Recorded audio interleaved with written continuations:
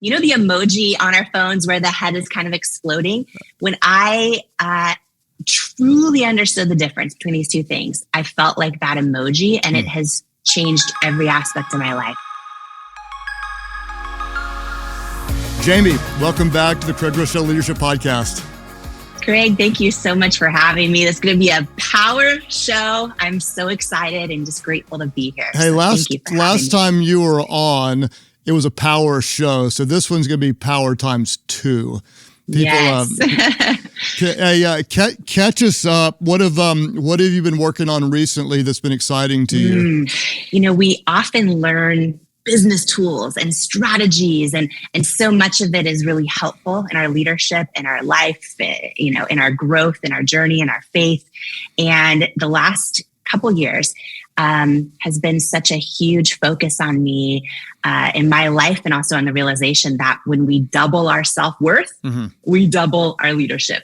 When we double our self-worth, we double our business. When we double our self-worth, we double our success. And, what I've realized through kind of this blessing and journey of working so hard for a very long time to hit so many goals in business and in leadership and in life, and still arrive at them feeling like something's missing and feeling like I'm not enough. I've kind of been on this obsessive journey of realizing that there's a massive difference between self-worth and self-confidence. And that most of my life, I'd been working really, really hard to build self-confidence. And so when we don't have self-worth, we sabotage things. We don't feel fulfilled. We feel like things are never enough. And the last couple of years, I've done that a few times in my life. And I've realized, oh, wow, I have a lot of self-confidence, but I have a lot of work to do on self-worth. So I've been obsessed with it. And that's why I wrote Worthy, because in so many instances, we don't become what we want in life. We become what we believe we're worthy of. So that is what is lighting me up right now, that I'm just so excited to get out in the world, because when we change our self-worth, we change everything. Well, we've been talking about this kind of offline for quite some time, and you've been telling me just your insights. And I'd love for you to share with our community a little bit, like, what's the difference if I've got self-confidence but not self-worth? What's the difference, and how does that impact my leadership? Yes. Oh, this is so huge, Craig. This is the thing that, the emoji on our phones where the head is kind of exploding. When I truly understood the difference between these two things, I felt like that emoji, and it has changed every aspect of my life. So, and this really applies for every person listening and to all areas of life. When you think about, okay, so self-confidence versus self-worth, they are so different, and we so easily confuse them. So self-confidence, while it is an internal trait, it's based so much on the external, on the things happening around us. It fluctuates, right? So self-confidence is our assessment of our own skills and abilities, our willingness to try and go for it. If we're winning or losing at that moment, how we feel we measure up and stack up compared to others, how much of the world's definition of success we believe we have. There's studies that show, like, the boxer who wins the fight is automatically 30% more confident. And so our confidence rises and falls, and it's fragile and it fluctuates. Our self-worth is an identity level thing. Our self-worth is the innate, deep internal knowing that we are worthy of love and belonging exactly as we are. So it's so interesting, Jamie. Just this week, I was talking to a business leader who had a multiple tens of millions of dollars exit. And he said, I've worked my whole life toward this. This changes everything. And he said, I feel empty on the inside.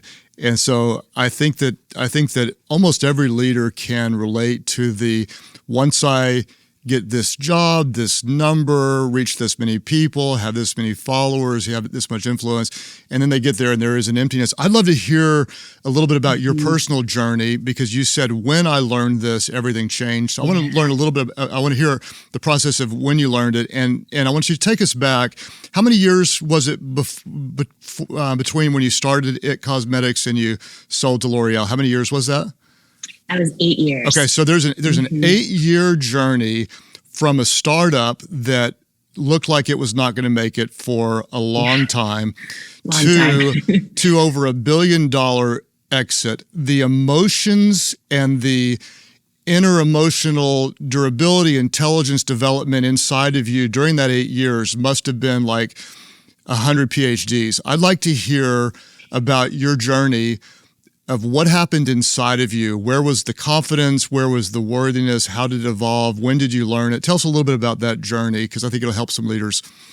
Yeah, it was a journey of having this idea, having this knowing, this, right? So many businesses start with that idea. And in fact, so many people who say, one day I want to run this business. I want to be a leader. I want to be a CEO. It often starts with that knowing inside that I think for me, it feels like a still small voice saying, I'm made to do this. I'm born for this. I could do this. And we all have a sense of what that is. And I've always felt that. And then my journey from taking that leap and starting this company in my living room, a lot of people see that the fairy tale highlight reel. They're like, wow, Denny's waitress built $1 billion company, $1.2 billion all cash deal.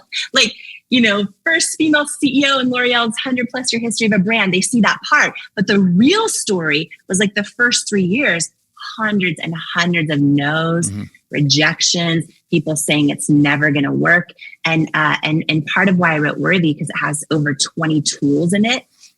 My first book was really my story of my journey. Worthy is, how do you believe in yourself? What is the playbook? And it has 20 tools in that on how to build self-worth. And one of them is all about how when you change your relationship with rejection, you change your entire life. And I share a lot of the tools I went through and applied to be able to keep going, because the first 3+ years of the journey, it was hundreds and hundreds of no's. It was, putting things out there and then not doing well. It was sort of like failure after failure. And a lot of us, two things happen when we start to face a lot of rejection or have had a lot of failures, either presently or in the past, is, we often, of course, it affects our confidence because it's an external thing happening. But where it hurts our self-worth is when we let it take root and we start to think we're a failure. Or we've had so many rejections, we're a reject. And that's when it can affect both.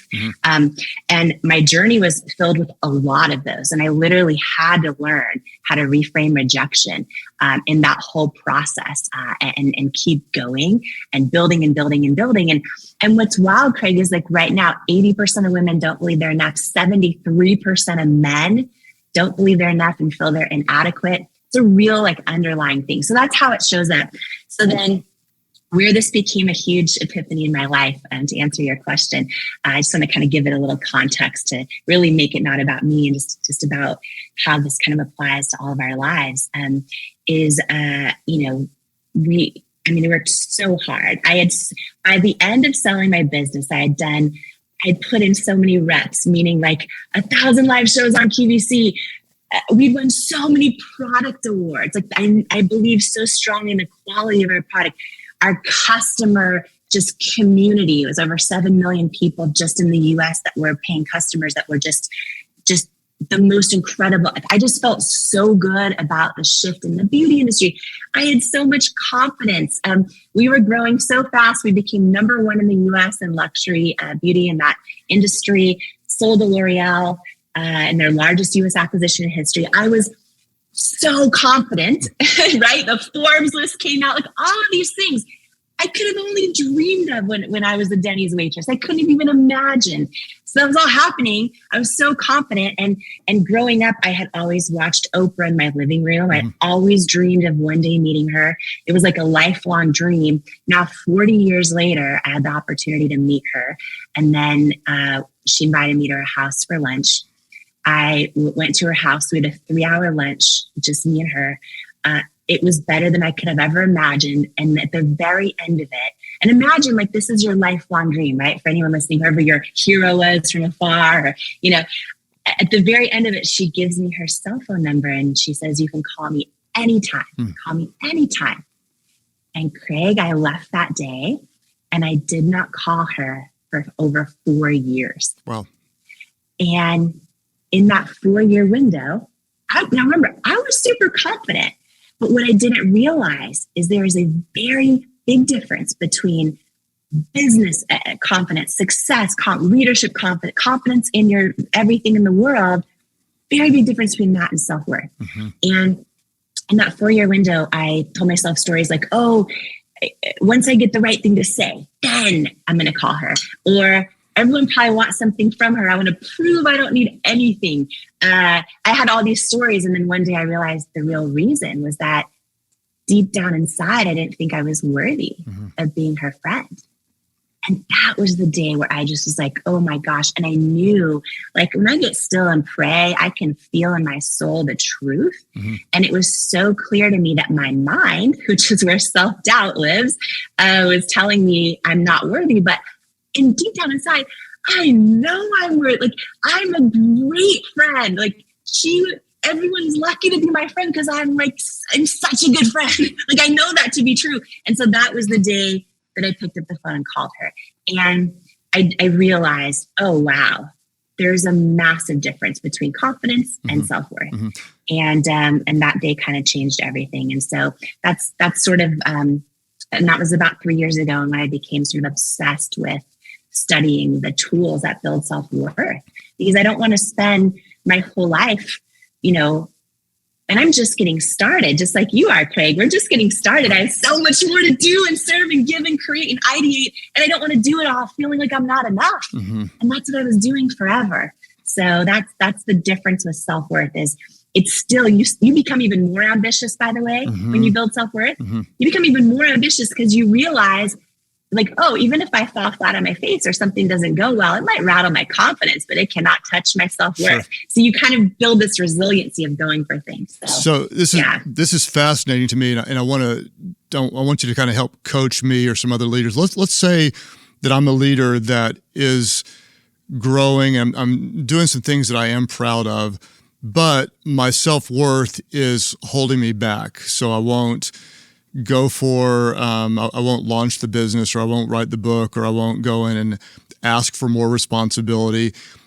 How do I get from that disbelief and low feeling of value? What do I need to change? And so I don't just improve my confidence, but I actually change my worth in a way that I will make the call, I will take the risk. What's something I can do? Okay, I'm going in my head right now, which tool do I dive into? Because there's so many in the book. One that I go into that I love is how, I'll just touch on this one briefly, but there's so many of us that have strong faith in our life. And for me, one of my quickest self-worth shortcuts is when I'm about to walk in a room and I do not feel qualified and I don't feel like I belong and I don't feel like I have what it takes, I will literally stop myself and I will intercept that and I will ask myself, who am I going to believe? My own thoughts or God's word? Like in that moment. Because what I've realized in my life is that for me, and maybe a lot of people might relate to this, that I believe I'm fearfully and wonderfully made. I believe I can do all things through Christ who strengthens me. I believe that. And yet, if I'm listening to my own self-doubt, basically what I'm doing is actually trusting my thoughts and doubting God's word. So for me, one of the quickest, and this is just like quickest instantaneous self-worth shortcuts, is I always will ask myself when I start to doubt if I am enough, if I have what it takes, if I belong in the room, I'll literally just ask myself, who am I really doubting? And who am I going to choose to believe in this moment? And for me, all of us are human. And I still, whether it's right before recording this show with you, whether it's walking on a stage, I still have thoughts of self-doubt and thoughts that I'm not enough. And so I have to apply these tools all the time. It's like a lifelong journey. But that's a real quick one for me. A much deeper one that I think would be of value for anyone listening right now, especially in leadership, because, we'll hold back, we'll think, and we won't know why. We'll doubt our ideas. A lot of us, especially if our company is doing well, or our year-end reviews are strong, or our team's happy, or our turnover's low, and our numbers are great, we'll actually stay complacent because we're afraid to mess that up. There's a lot of ways that this can manifest when we don't trust who we are or have, self-worth issues. And so one of the most powerful things we can do is really reframe that fear around showing up as who we truly are, taking a risk, and putting our ideas out there, and reframing that fear over what's going to happen when we do and if they don't go well. Because human beings are wired to avoid pain at all costs. And so, like, it's why so many people, I will not include you in this, Craig, but so many people don't go to the gym because even though they know the outcome, they want the six-pack abs, they want to feel really good, they want to improve their health, but the pain of working out, like, overpowers the positive outcomes that they know will come. Like, we're just so wired to avoid pain, right? Which many years ago was a survival, mechanism, but we're wired to avoid pain. And so what happens is we associate so much pain with failure or embarrassment or a potential outcome that might happen, or not feeling love and belonging if we share something that's off to other people, or if we show up as who we truly are. And so we associate so much pain with it that then we don't go for it. Sure. We don't, put our idea out there. We don't make the leadership call on our team that might feel risky. We don't share how we really feel. So there's a framework inside Worthy called the 4 R's.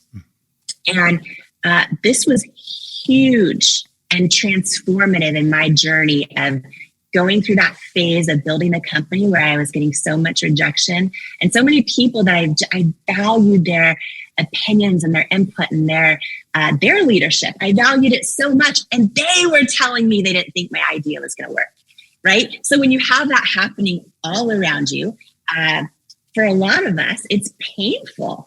And rejection after rejection can be painful. And for a lot of us, we're like, oh, I don't want that, right? So we give up after one no or one failure or one rejection or 5 or 20. And in my journey, I wrote what's actually a whole separate book that was going to be called Change Your Relationship with Rejection, Change Your Life. But I didn't want to wait 2 years for it to come out, because you know how long books can take. So it's a chapter in Worthy now. So it's chapter 2 in Worthy. It's the longest chapter of the book. But I would love to take everyone through this really quick right now, because you can apply it to your life literally from the show.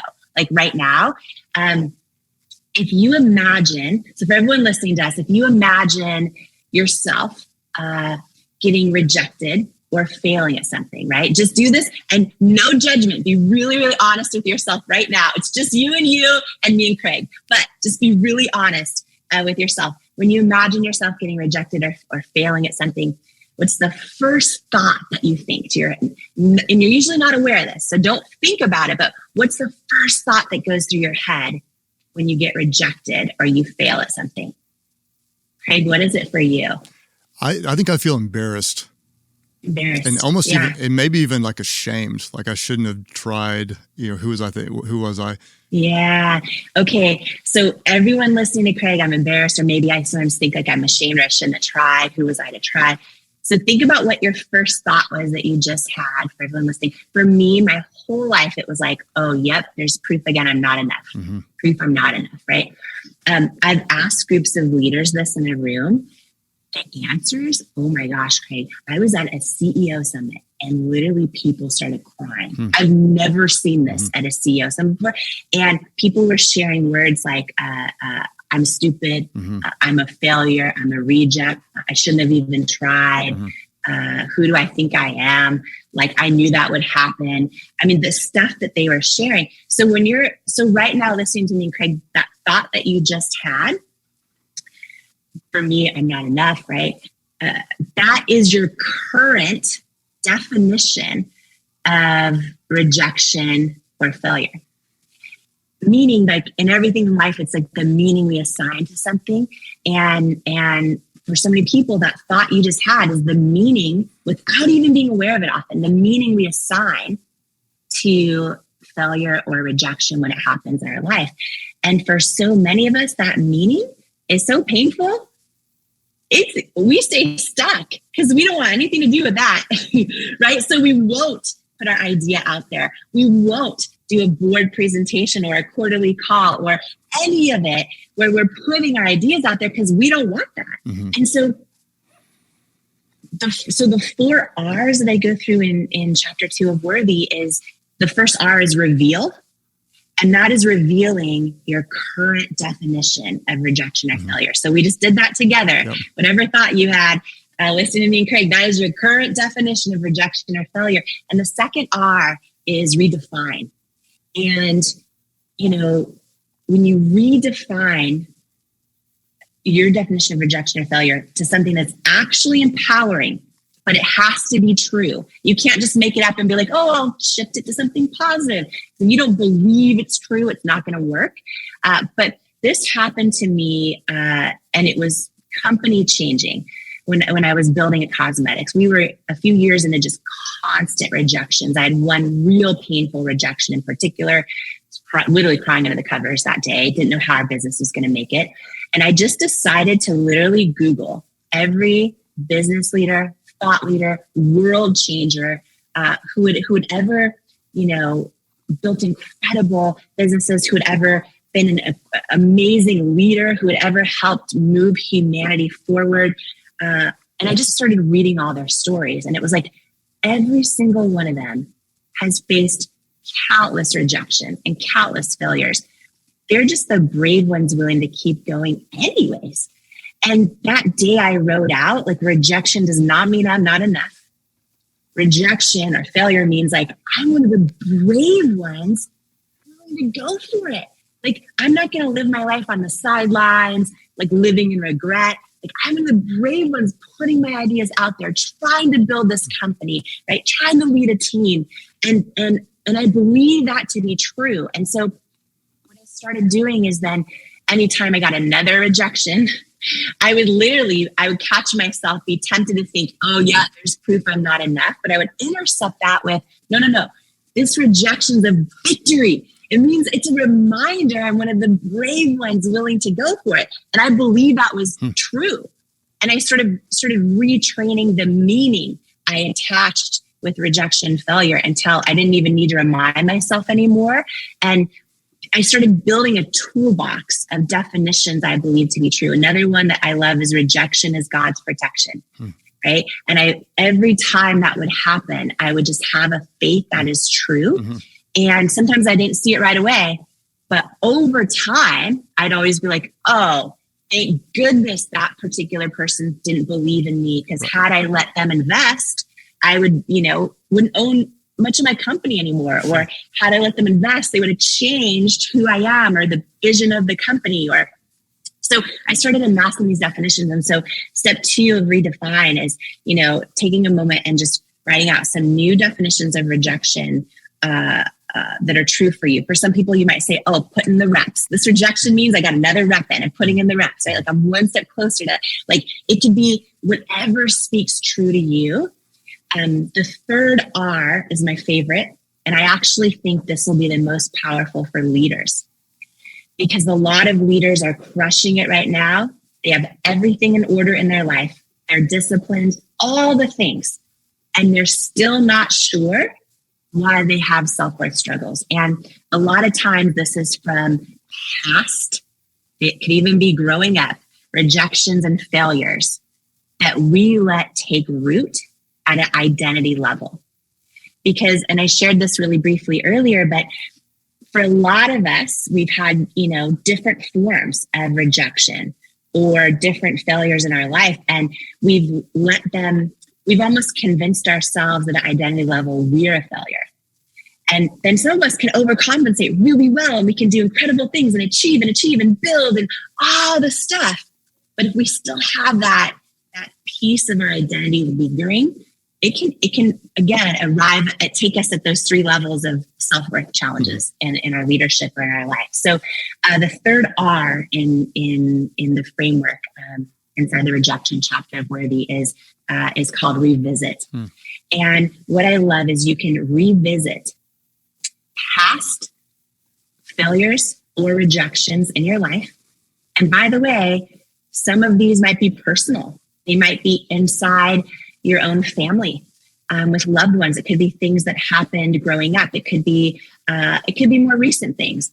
But when you revisit them and then you reveal what is the meaning I'm attaching to those rejections and failures, And then you go through that 2 steps of redefining them. So one thing I've done in my life, just 2 quick examples. I'm adopted, and for a lot of my life, I always kind of felt abandoned or alone. My parents who raised me are amazing. They worked so much. And I always kind of had this story of being unwanted or abandoned or rejected. And I use this tool to literally redefine. I'm like, oh, no. I redefine the meaning I attach to it as something I know is true, which is I'm chosen. Like my birth parents were together one time ever. God chose me to be conceived. And then my birth mom, she didn't have to have me. Her life would have been way easier had she not had me, but she went into hiding and she had me. I'm like, she chose to have me. And then my adopted parents chose to raise me. So I literally replaced it with something I believe to be true, which is I'm chosen. And it's now no longer a self-worth identity issue for me that can come out in other areas of my life. The more I do these steps, these 4 R's, the 4th R is revel in the fact that you are no longer worried about rejection or failure. The more I apply these, the more resilient you'll become, the less fearful of rejection and failure. And the most beautiful part is it helps you remove labels from past rejections or failures that might have taken root in your identity and your self-worth. So just applying this one thing, it can change every aspect of your life, and just reframe how you put things out there. Because people are like, how'd you build $1 billion business? Well, there's a lot of things that I did wrong, but one of the things I did really right is I can sit here and tell you I'm fearless when it comes to rejection or failure. And that feels so freeing. So I want to wrap back to something you said, Jamie, and it's so powerful. Thank you for telling your story. And I want our listeners to hear this and feel it. So in 8 years, you started with an idea, you and your husband out of your house, and you one by one, decision by decision, faith risk by faith risk, rejection after rejection, overcame the odds. Everyone told you could never do it. You weren't the right person. It wasn't the right idea. It wasn't the right time. And you created one of the most successful cosmetic businesses, sold it for $1.2 billion, then continued on as the CEO. From there, you now have written, you're a New York Times bestselling author. You are close friends with Oprah, work with her intimately. You travel with Tony Robbins. You are wanted on stages across the world. And yet, you just said you still get nervous, feel unworthy, feel like you're not enough at times. And I want to just take all that and say what I wrote down in my notes is you cannot succeed your way to self-worth. You can't do it. You can't out-succeed your insecurities. And so you have done more than just about anybody I'll ever interact with in your lifetime, and yet you still get nervous walking up on a stage or feel unworthy to have someone as your friend. I want you to take me one more time through what actually changes when you start to believe you're worthy. How does that change your interaction with both your relationship with success, your relationship with failure? How are you different today, knowing you haven't arrived, but how is Jamie different because of how you see yourself today? Yeah, it's really the first time in my life that I'm feeling fulfilled and enough, despite how much I'm achieving at the moment. And then when I do work really, really hard, like I'm, for Worthy, it's the best work of my life. I am more passionate about this than anything I've done. I'm working harder than I ever have. So let me ask you this book, we've talked about it for years now. You've been working on it. It is amazing. It's going to do well. What if it flops? Yeah. What do you do? What if it flops?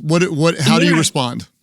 If it flops, I'll be like, my first response right now will be strategic and unemotional at this point, because I'll be like, I know how good it is. So how do I get it out? How do I get it into more hands? Like, it'll be very unemotional, very strategic, because I know. What if that doesn't work? You try again and it still doesn't work. this is your second book. I've done a lot, and what I'll tell you right now is some do well, some don't. Some of my favorites that I believe are the best did not do well. What if this one doesn't do well, and then you come at it again and you believe it doesn't do well? What does that do to you? Yeah. Yeah. So at this point in my life, now in my past, it would be different. At this point in my life, I'm so clear, especially after doing the work the last 3 years that I've done, being obsessed with building self-worth. I am so clear on how the worst thing that could happen if Worthy doesn't do well is my self-confidence is hurt, and maybe I'm really bummed for a while. But my self-worth and my fulfillment is not touched. Mm-hmm. And this is probably the first time in my life I can ever say that. Why is that? What's different? So I used to have such low self-worth. So even, by the way, when Believe It made New York Times, right? And it was on the New York Times 9 weeks in a row, I felt so much self-confidence. And Craig, I still felt like something was missing then. Mm-hmm. I still felt like I wasn't enough. And for anyone who is an achiever, a high performer, and you're like, why don't I feel like it's enough? It's because underneath it all, your self-worth is not at the same level. It's not matching your success. It's not matching your self-confidence. So I'm to the point now where this is like a daily journey of implementing all the tools I go through in Worthy, right? So I completely know how to reframe rejection and failures. You know, I would have such a strong, God forbid this happens, by the way, but let's just say it does. I would have such a strong faith that for whatever reason, like I know my life was divinely orchestrated. Like I'm very fearless about rejection and failure now. And I no longer feel like I'm a rejected person or a failure, which a lot of my life I did. So for me now, failures, no, I mean, the worst case, and this is what stronger self-worth does, which again, I'm 46. I've only had strong self-worth now for probably the last 2 years of my life. That's it. I believe in this message so much, and it oozes out of you. It's going to help so many people. You have succeeded. You're on the top of your game of every field, and now you're just developing self-worth. Let's say that you didn't. Let's say the business did fail, and you never wrote a book, and you're struggling to make ends meet. How do you develop your self-worth in that situation? I think the number one thing is awareness. So here's where I feel blessed, because I believe our steps are ordered. I believe that we make it through things, and we still don't find purpose yet unless we help other people make it through those things that we've made it through, right? And why I'm saying that is I feel very blessed to have had the kind of success that the world tells us will make us fulfilled, only to learn that's not it. Only to learn by going through it all, and I bet a lot of people listening can relate to this, you can accomplish all the things or even one of the things, and you still know when you feel like something's missing or that it's not enough, you still know, oh, that's not it. And so it was by that journey of me, selling the company, for achieving all these goals I've always had, meeting my lifelong hero, all these things, that I realized, to use your words, Craig, that I'm obsessed with now, you cannot out-success your self-worth. Mm-hmm. And I went through all that to learn it, but you don't need to go through all that to learn the tools. So right now, I remember the days I was a struggling waitress, like grateful if someone threw dimes on the table for my tip versus just leaving because the Denny's I worked at was always late with pancakes. Mm. People would get so mad, they'd be like an hour to get your pancakes out. They would leave with no tip. So if somebody, I remember those days, these tools in Worthy are exactly as powerful no matter where you're at in your journey, because every one of us has the same fears, the same struggles, the same, ability to apply these definitions in our life. There's a whole chapter on, are the people around you a circle or a cage, and how that can impact your self-worth. So there's so many tools in here. I go through all the lies that lead to self-doubt, and then how to sort of ignite the truths that wake up worthiness. And what I love is whether, wherever you fall, and the 80% of women who don't believe they're enough, and the 73% of men who don't believe they're enough, which is most all of us. And frankly, the people who said that they felt that they were, who knows if they're telling the truth? Because in all the research, because this is a real universal thing. So, if you are a stay-at-home parent and you're just like, why do I keep making friends with the PTA mom who is not good for my soul? it doesn't matter what situations we are in life. Our self-worth is the ceiling of our interpersonal relationships. It's the ceiling of, if I remember waitressing at Denny's thinking like, I should like be a manager here. But at the time, I don't think I had enough confidence or worth to believe that was possible. And I think these tools are life-changing, no matter your life circumstances right now, professionally or personally. And they really apply so much to all of us. I mean, there's a lot of people literally just spending their entire lives thinking if I look a certain way, and I'll be enough. Or if I gain enough popularity on social media, then I'll be enough. Sure. Or if I'm a perfectionist and memorize the Bible cover to cover, then I'll be enough. And I think it's this epiphany that, those things are important for your confidence and your growth, but they don't lead to feeling enough. Sure. And why it's so critical to build self-worth underneath it all. If you really want to have true joy and fulfillment, in your life. Well, Jamie, I want to just thank you for your friendship. First of all, you and Paulo have been great friends to our family, and your work on this subject, you're such an inspiration, and we're both people of faith. And I like what you said earlier. Are you going to believe what you think about you or what God says about you? And I always try to tell people, you are not who others say you are.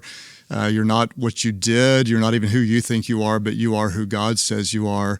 And ultimately, if we try to be enough, my theology would say we actually cannot be on our own, and we need the help of our Heavenly Father. And with Him, then we can be enough. And so your message, Worthy, it is out on February the 20th. It's actually the same day my new book comes out, Think Ahead. So we will be book launch buddies on the same day. And the book is called Worthy, How to Believe You're Enough and Transform Your Life. You have made such a difference in my life and the lives of so many people, and I just want to say thank you. If people want to find out more about you or get the book, what's the best way to find you?